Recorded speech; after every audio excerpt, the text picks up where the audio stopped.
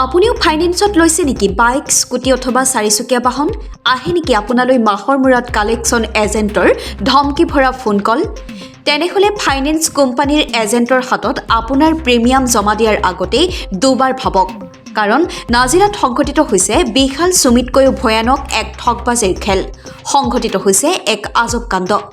নিজকে এল&টি ফাইনেন্সৰ কৰ্মচাৰী বুলি ভুৱা পৰিচয় দি ডিব্ৰুগড় গাভৰু পথাৰ নিবাসী মোহাম্মদ ৰাজ আলীৰ পুত্ৰ মোহাম্মদ মহচিন আলীয়ে নাজিৰাৰ পিংকি বুঢ়াগোহাঁইৰ এক্টিভা 125 AS04AB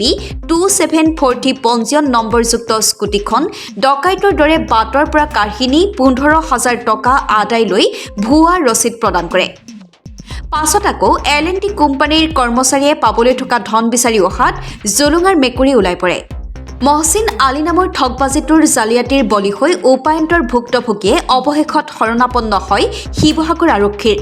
ইতিমধ্যে ভুক্তভোগীয়ে এজাহাৰ দাখিল কৰিছে শিৱসাগৰ সদৰ থানাত পৰৱৰ্তী সময়ত আৰক্ষীয়ে এনে দালাল ডকাইতৰূপী ভুৱা এজেণ্টৰ ওপৰত কি দৃষ্টান্তমূলক শাস্তি প্ৰদান কৰি এক নজিৰ সৃষ্টি কৰি এনে অপৰাধ ইয়াতে ৰোধ কৰিবলৈ সক্ষম হয় সেয়া লক্ষণীয় হ'ব নাজিৰাৰ পৰা জাকিৰ হুছেইনৰ ৰিপৰ্টাৰ লাইভ অসম মাইকী মানুহৰ নামত এখন স্কুটি মানে এল&টি ফাইনেন্সত লোৱা আছিলে আপোনাৰ যোৱা 5 তাৰিখে মানে ধৰিছিলে স্কুটিখন মানে ডিউ হৈ আছিলে তাৰপৰা মোক ক'লে কি বোলে কোনে কি ক'লে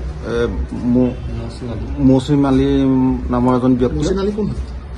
তেওঁ এল&টি ফাইনেন্সত কৰোঁ বুলি ক'লে কাগজ দেখালে ভুৱা ৰিচিপ্ট দেখাই পিনি মোৰ পৰা পইচা ল'লে 15,000 টকা ভুৱা ৰিচিপ্ট বুলি কেতিয়া গম পালে যেতিয়া তেওঁ মানে পইচাটো মোৰ পৰা ল'লে ধৰক হেৰিটো মানে ৰিচিপ্টটো দেখালে এল&টি ফাইনেন্সৰ মানুহ বুলি তেতিয়া মানে পে'মেণ্টটো কৰি দিয়া হ'ল তাৰপৰা এতিয়া মানে যোৱা 12 তাৰিখৰ দিনাখন স্কুটিখন আকৌ ধৰিলে ধৰাৰ পিছত তেওঁলৈ ফোন কৰা হ'ল ফোন কৰি নহয় বেলেগ পাৰ্টিয়ে ধৰিলে এল&টি ফাইনেন্সৰ মানুহে তেতিয়া গম পালোঁ যে তেওঁ এজন ভুৱা তেতিয়া আমি ৰিচিপ্ট দেখাইছোঁ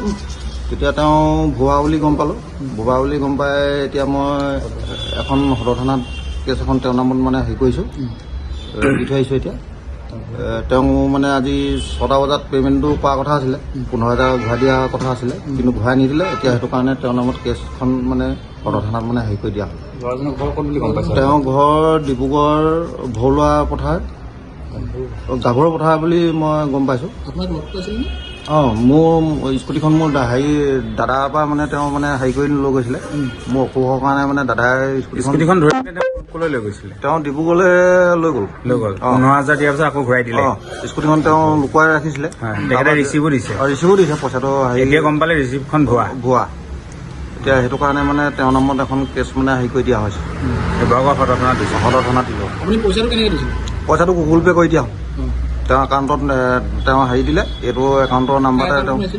তেওঁ আকৌ একাউণ্টতে সোমাইছে পইচা মৌচিম আলীয়ে চিনালি ন ঠিক আছে ৰিপৰ্টাৰ লাইভ